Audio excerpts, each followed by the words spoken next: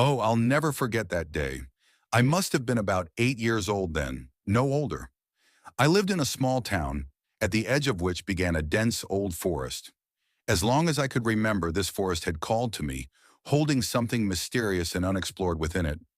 My parents, of course, didn't really let me go far, but a boy's curiosity is a stubborn thing. That sunny morning, I decided to go a little further than usual. I made my way between tall pines, listening to the birdsong song and the rustling of leaves under my feet.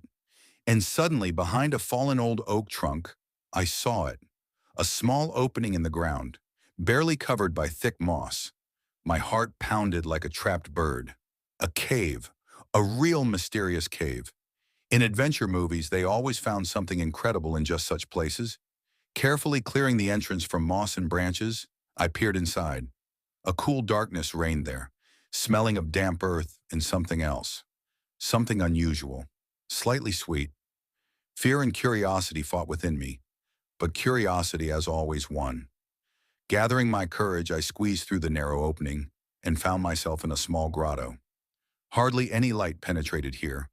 Only a thin strip from the entrance barely illuminated the stone walls.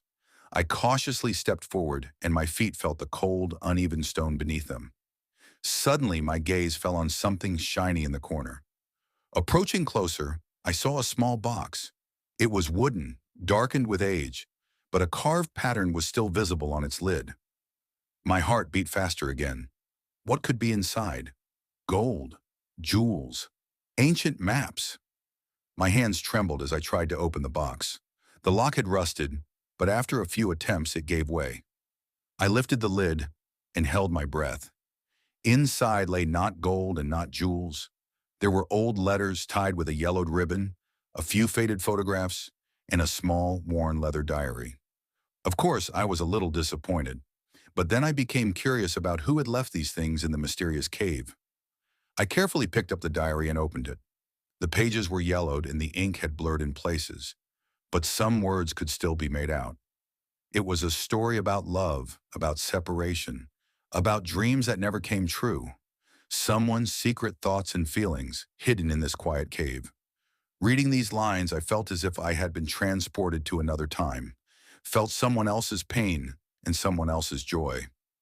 I spent what seemed like an eternity in the cave. When the sun began to set, I carefully put the letters and diary back in the box, closed it, and carried it out of the cave. Covering the entrance with leaves so that no one would accidentally find it, I ran home, filled with impressions. Many years have passed since that day,